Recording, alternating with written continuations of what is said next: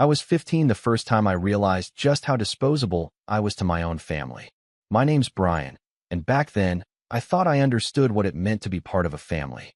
You grow up thinking you can trust the people around you, your mom, your dad, your siblings. That even if things weren't always perfect, blood meant something. That family had your back, especially when the world didn't. I wasn't naive, not completely, but I definitely wasn't prepared for what happened that night, or what came after. At first glance, we probably looked like a normal family from the outside. Dad was this towering presence, loud, opinionated, a bit old school. He believed in tough love, though most of the time, the love part felt optional. Mom was quieter, softer, the one who made sure things didn't fall apart. She was always the buffer between Dad and us kids. My older brother, Jake, was 17 and knew how to play everyone like a game of chess. And then there was me, 15, average in most ways. I didn't cause trouble, I kept to myself, and I tried, really tried, to stay out of the crossfire. But that didn't stop me from becoming the perfect scapegoat. Jake and I used to be close when we were younger. I mean, we fought like any siblings, but we'd build forts in the backyard, stay up late talking about video games, even team up when our parents argued. But somewhere around the time Jake hit puberty and realized he could manipulate people, things shifted. He figured out that he could get away with nearly anything as long as he spun the right story. And Dad ate it up. Jake could lie through his teeth and still walk away with a pat on the back while I got grilled for things I didn't even do. It started small. A broken lamp here, a missing charger there. Jake would say, Brian did it. And that was that. No questions, no chance to explain. I'd get grounded or lectured, and Jake would smirk when no one was looking. I told Mom a few times, hoping she'd see through it, but she'd just sigh and tell me to be the bigger person. He's older, but he's still figuring things out, she'd say. Just ignore him, Brian. It's not worth the fight. But it was. It was worth the fight. I just didn't know how to win. Things really came to a head in early October, right as the weather was starting to turn. That week had been tense. Dad was stressed about work, Jake was acting weird, and Mom had been staying late at her job. I could feel something building, like a storm you can't see, but just know is there. And then Friday happened. I got home from school like normal, dropped my bag, grabbed a snack, and went to my room to play some guitar. I was learning this one song I'd been obsessed with for weeks, and for once, I felt calm, peaceful, like maybe the weekend would be quiet. I was halfway through the chorus when I heard Dad yelling my name from downstairs. Not just calling, yelling. The kind of tone that curdles your stomach instantly. Brian, get down here. Now, I froze. I hadn't done anything. I ran through everything in my head. Did I forget to do the dishes? Was there a chore I missed? I set the guitar down gently and headed downstairs, heart thudding in my chest. Dad was standing in the living room, arms crossed, face red. Jake was sitting on the couch, staring at the floor, playing the innocent act he'd perfected over the years. There was a shattered picture frame on the coffee table. A photo of our family, now splintered across the glass like some kind of metaphor. You think I'm stupid? Dad snapped the second I stepped into the room. Jake told me everything. You broke this and tried to lie about it. Then you laughed in his face when he asked you to help clean it up? My jaw dropped. What? No, don't you dare lie to me. He cut in, voice booming. Jake saw you throw your backpack at it when you got home. Then you walked away like it was nothing. I looked at Jake, eyes wide. That's not true. I didn't even come into the living room. I went straight upstairs. Jake didn't look at me, didn't say a word, just kept staring at the floor, biting his lip like he was the victim here. I turned back to Dad, trying to stay calm. I swear, I didn't do it. Of course you did, he barked. You're always careless. Always looking for attention. You think this is a joke? Breaking things, lying about it. I didn't. Enough. Go to your room. And don't expect to come out for the rest of the weekend. But, I said go. I bit down on the urge to argue more.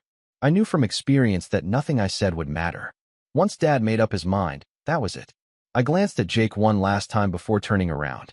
His face was blank, but I caught the tiniest twitch of a smile as I walked away. That night, I sat on my bed in silence. No music, no distractions, just me and the growing sense that something was broken, really broken, and not just the picture frame. I kept thinking, why would Jake do that? What did he get out of it? Did he actually enjoy watching me get punished? I didn't sleep much, and the weekend only got worse. Every time I came downstairs, I was met with cold stares or clipped words. Jake strutted around like a golden child, offering to help with dinner or take out the trash like he was some kind of saint. And Dad lapped it up. I could feel myself shrinking inside my own home, like I didn't belong anymore. It wasn't until Monday morning that I found out what really happened. I was grabbing my backpack from the hallway when I heard Jake in the kitchen talking to someone on the phone. "Nah, it was easy," he said, laughing softly. "I just told him Brian did it." He flipped out like always. My heart stopped. I stepped closer, barely breathing. "Yeah, dude." He didn't even question it. Grounded him for the whole weekend. I didn't even have to fake being upset. Worked like a charm. I stepped into the doorway. Jake jumped, phone slipping slightly from his ear. His eyes met mine, and for a second, we just stared at each other. No words. No excuses. Then he smiled. Shrugged. Oops. I don't know what came over me, but I just turned around and left. I didn't say anything to him. Didn't yell, or punch a wall, or cry. I just walked out the front door and kept walking. I didn't know where I was going, and I didn't care. My chest felt hollow. My throat was tight. I didn't want to be in that house for another second. It was raining. Cold and steady. The kind of rain that seeps into your clothes and chills you to the bone. I didn't bring a jacket. Didn't even grab my phone. I was 3 blocks away when I heard my name. "Brian." I turned, and there was Dad, standing under an umbrella, face twisted in anger. "What the hell do you think you're doing?" I didn't answer. "You think you can just storm off like some dramatic little brat? Get back to the house."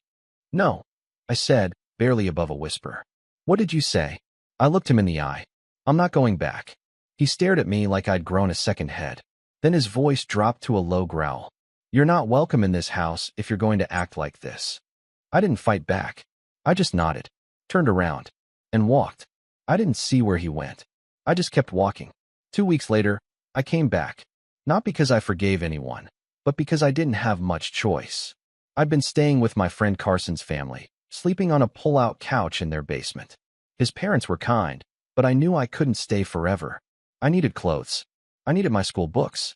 I needed, I don't know, closure maybe. When I stepped through the door, it was like nothing had changed.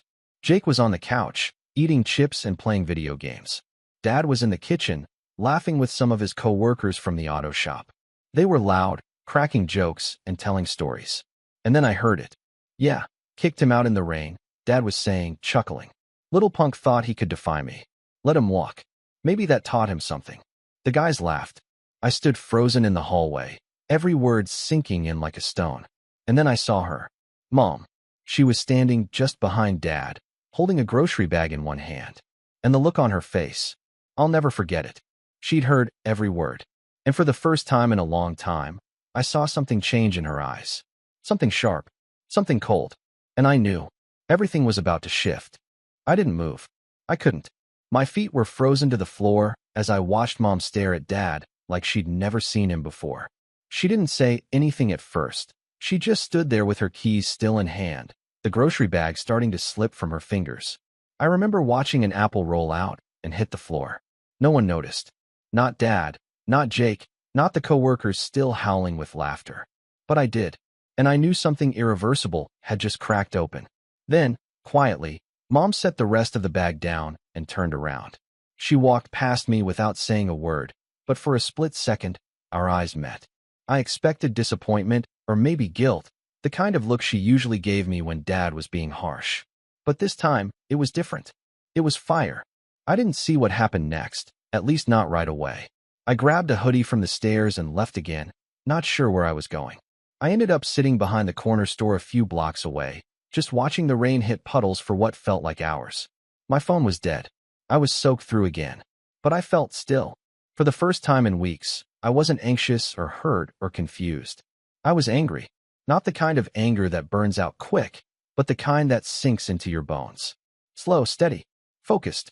When I finally came back home later that night, something had shifted in the air.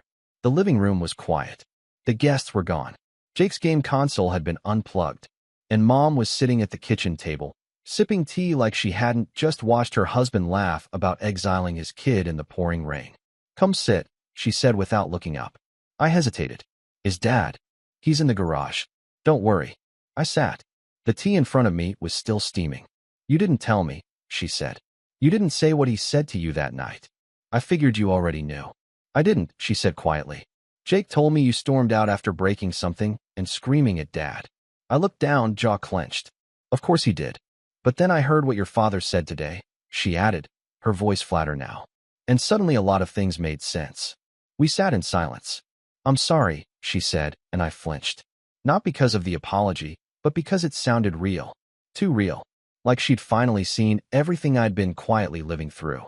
I didn't say anything. I didn't know what to say. But that moment should have been the start of things getting better. It wasn't. Because that was the moment Jake realized he was losing control. And he did not take it well. The next few weeks were a slow, suffocating spiral. Mom started questioning things more, asking Jake for his side and mine, checking in with me privately, giving me the benefit of the doubt in a way I wasn't used to. At first, it felt like I was finally being seen. But it also painted a target on my back. Jake didn't like the attention being taken off him.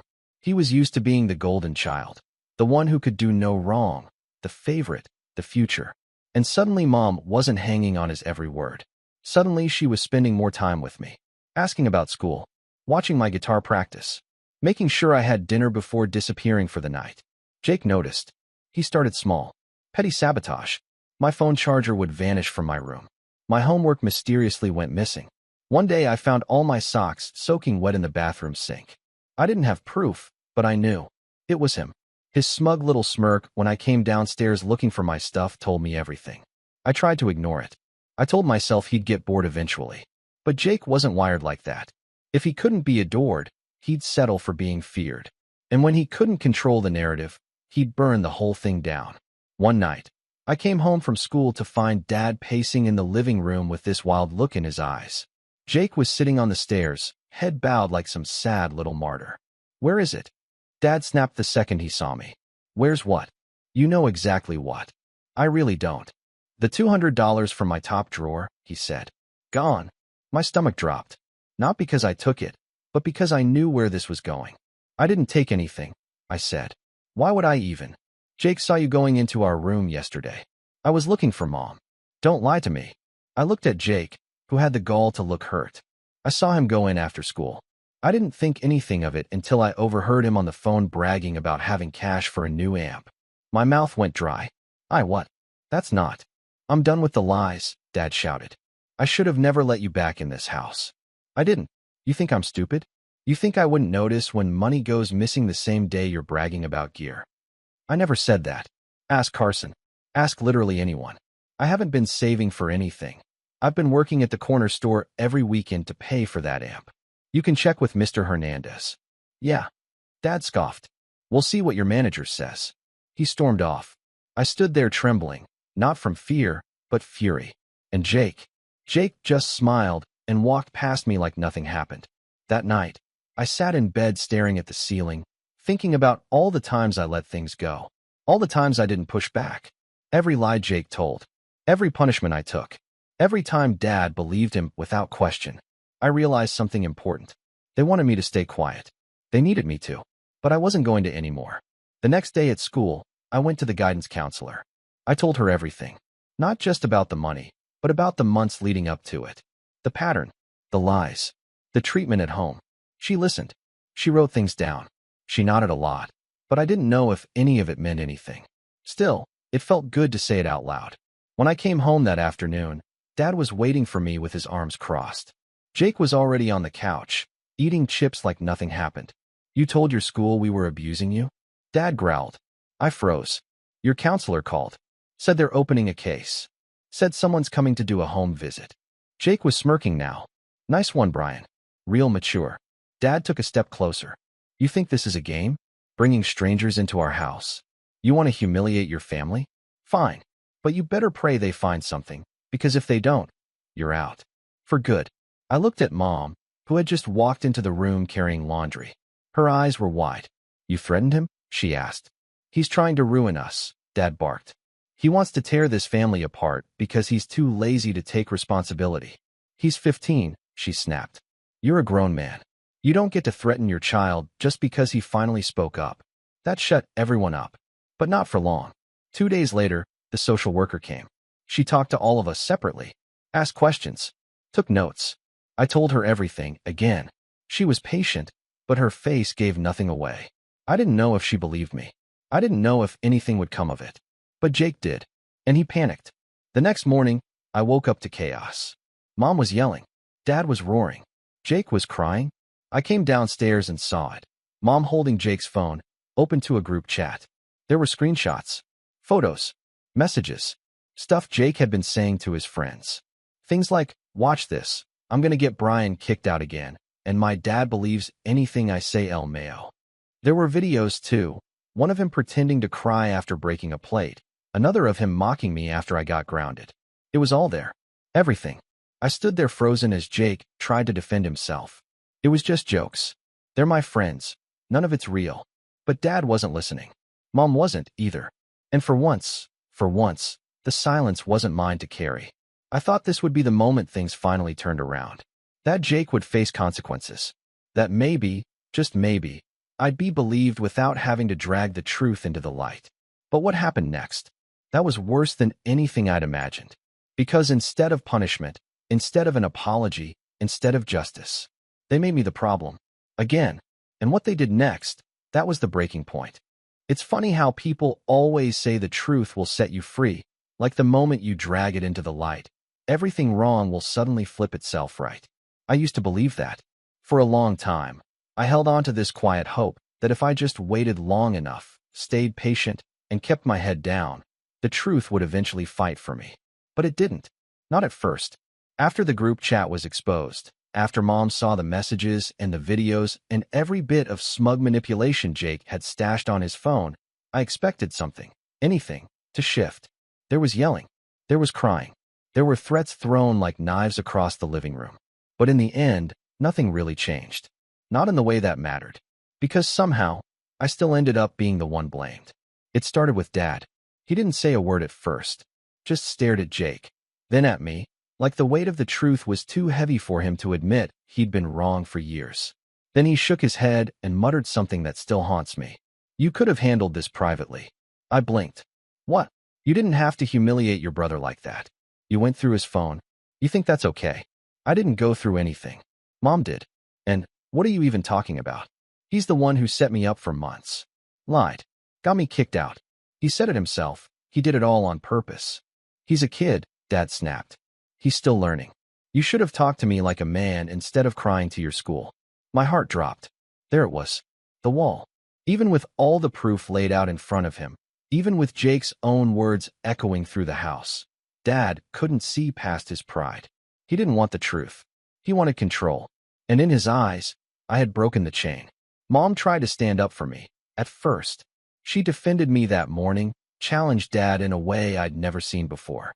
But it didn't last. By dinner, she was quiet again, distant. When I asked if she was okay, she just looked tired.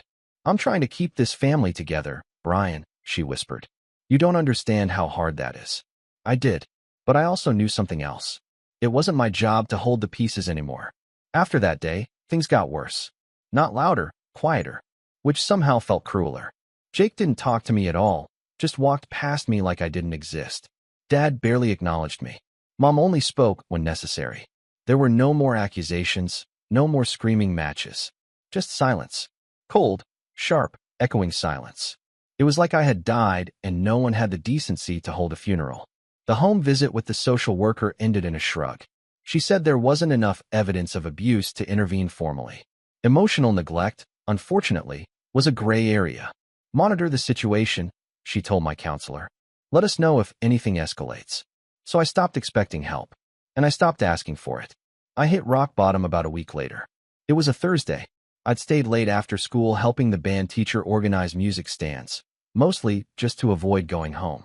When I finally did, the front door was locked. No note. No call. Nothing. When I knocked, Jake answered.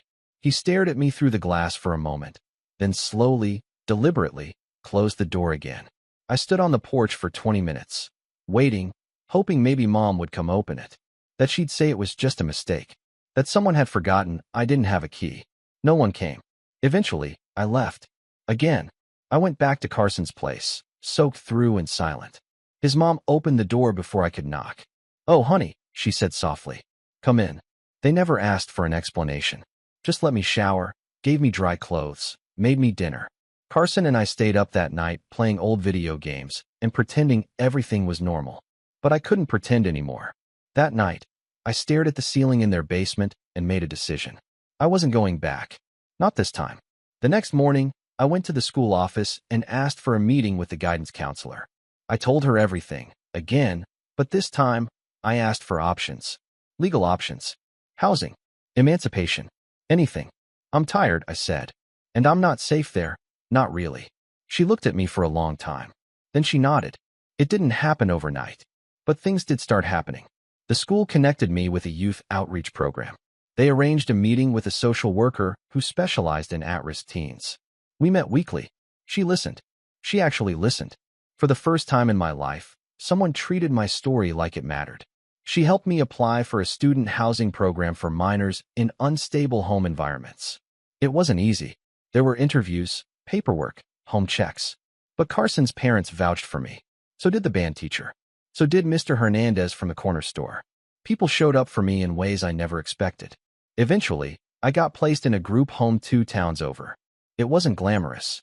3 kids to a room. Shared bathrooms. Chores every day. But it was safe.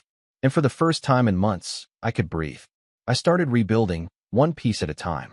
I got a part-time job at a music shop near the group home. The manager, a grizzled guy named Keith, liked that I could tune guitars by ear. He let me help with repairs. Paid cash under the table until the paperwork caught up. I saved every penny.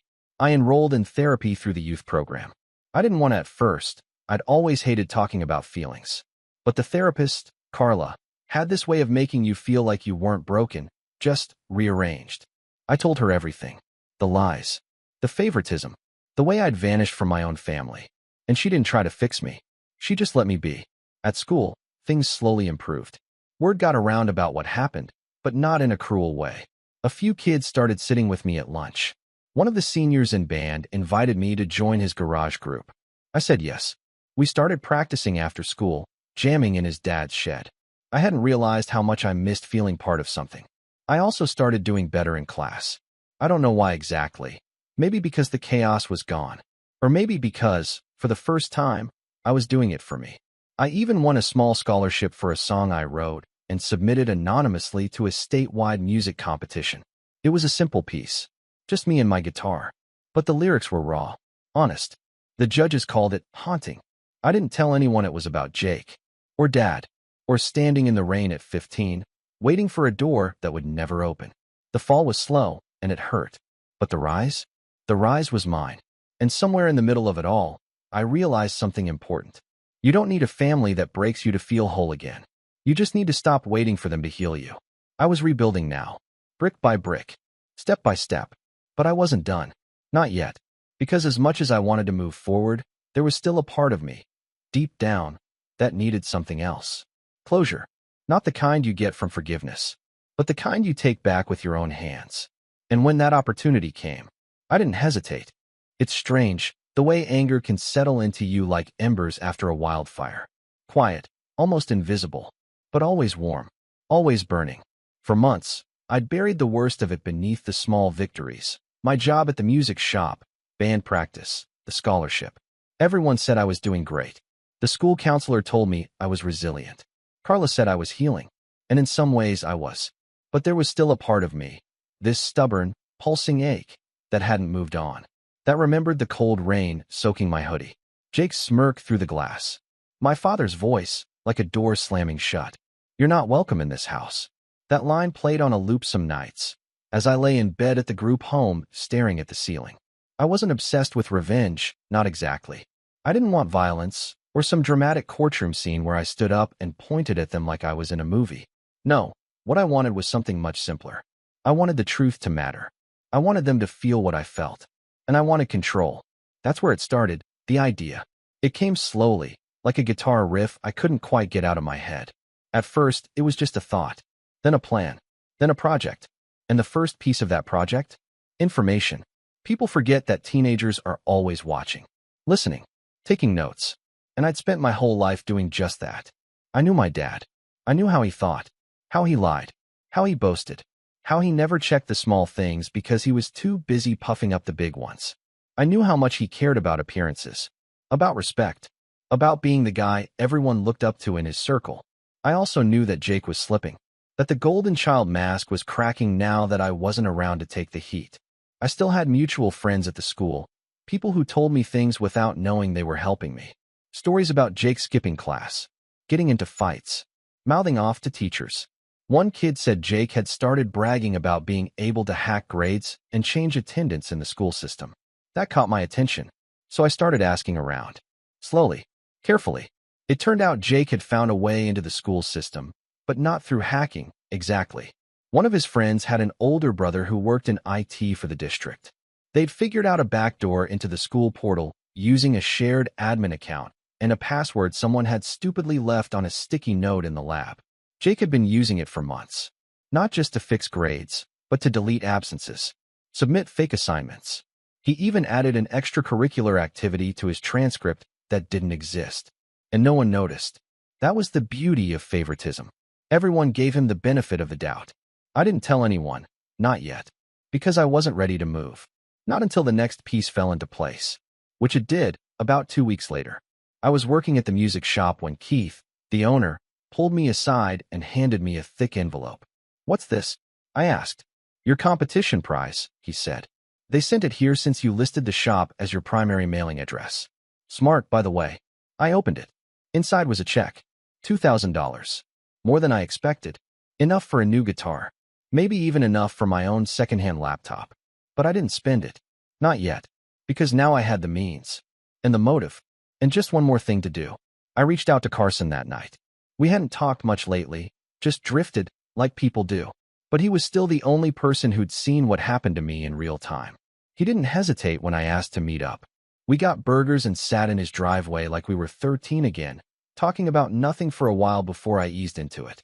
"I need a favor," I said. Carson raised an eyebrow. "What kind of favor?" "Nothing illegal. Just quiet." He nodded slowly. "I'm listening." I told him about Jake. The system. The fake grades. The admin login.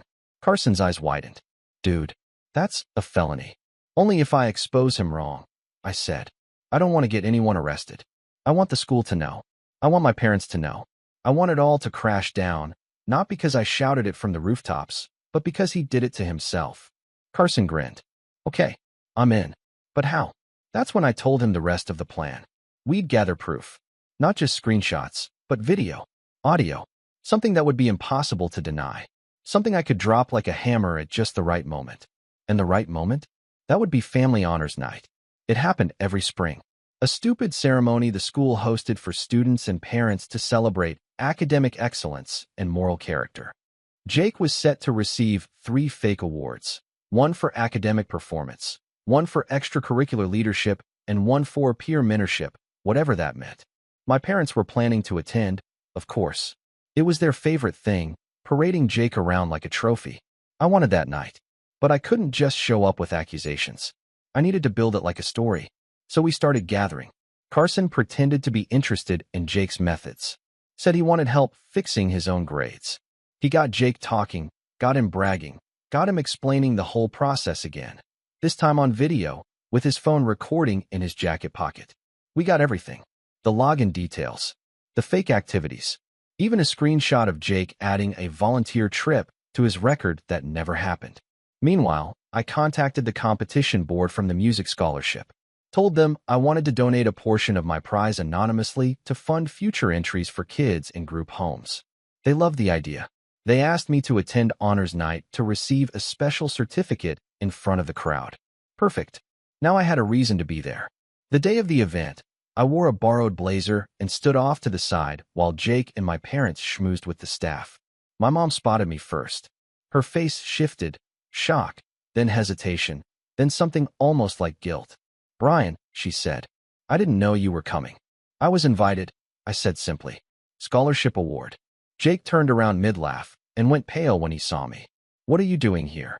I smiled. "Oh, just here to support family. Isn't that what this night's about?" Dad didn't say much, just gave me a once-over and grunted. Typical. The ceremony started. Names were called. Applause echoed. I got my certificate and stepped off stage with a tight smile. Then it was Jake's turn. They listed off his accomplishments, grades, clubs, mentoring. And as the applause rang out, Carson slipped into the back row where I stood. He handed me a USB drive. I nodded. Showtime. I approached the principal after the ceremony, just as she was congratulating my parents. I was polite, smiled, said there was something I needed to show her, something important about the school's online system. She looked confused, then concerned. I handed her the drive. Everything's on there, I said. You'll want to look through it carefully. She asked questions. I didn't answer them. Not then. I told her to email me if she needed clarification. Then I left. 2 days later, I got the message. A formal request for a statement. Jake was under investigation for academic dishonesty. But that wasn't the best part. No, the best part came later, when everything I'd been building finally snapped into place. When they found out. And the fallout? It was more than I ever expected. When the principal emailed me asking for a formal statement, I knew the dominoes had finally started to fall. It wasn't instant. Nothing in real life ever is. But the moment I agreed to meet with her and 2 district administrators the following day, I could practically feel the balance of power shift. They welcomed me into a small conference room with a pitcher of water on the table and a notepad set in front of each chair. It was quiet, professional, and serious in a way that made my palms sweat even though I knew I hadn't done anything wrong. They played the videos. They asked thoughtful, careful questions. They looked through the screenshots. They even recognized the compromised admin credentials Jake had been using. Apparently, a password reset had gone unnoticed months ago. When they were done, one of the district administrators exhaled slowly and set the last printed screenshot down like it weighed 100 pounds. Thank you, Brian, she said. This is a very significant breach. And the fact that a student has been using administrator access to alter academic records is extraordinarily serious. I didn't gloat. I didn't smile. I just nodded. When will you tell him? I asked. We'll notify him and his parents today, the principal said. And his teachers. And possibly the board, depending on what else we find. What about the other students? I asked. The ones he helped change grades for? That depends on the extent of the manipulation, she said. We have to audit everything. But Brian, you did the right thing. The right thing. People toss those words around so lightly. But hearing them from someone outside my family, someone who had no reason to lie, no ulterior motive, hit me harder than I expected. I left the meeting knowing the fuse had been lit. And all I had to do now was sit back and watch. The explosion came 3 days later. I was at the music shop, restringing a customer's guitar behind the counter when my phone rang. It was Mom. Not a text. Not a voicemail. A call. I hesitated, but picked up. Hello. Brian. Her voice was thin, strained. Can you come home? Please. We need to talk. I didn't say yes or no. I just said I'd think about it, and hung up. 10 minutes later, Carson burst through the shop door, breathless like he'd sprinted across town. Dude, you need to hear this. He told me the whole thing. How Jake had been pulled from class. How Dad showed up at the school raging. How the principal had laid everything out. Every altered grade, every forged entry, every fake hour of volunteer work. How Jake tried to lie, then cried, then lied again, then blamed me, then blamed the IT kid, then said someone hacked his phone. But this time, none of it worked. They had recordings, screenshots, dates, IP logs. Everything was airtight. Jake was suspended pending a full board review. His college prospects? Gone. His peer mentor award? Revoked. His reputation? Ruined. My father? Carson described him pacing the hallway like a caged animal, yelling about conspiracies and vendettas until a district officer told him to step outside or be escorted out. My mother?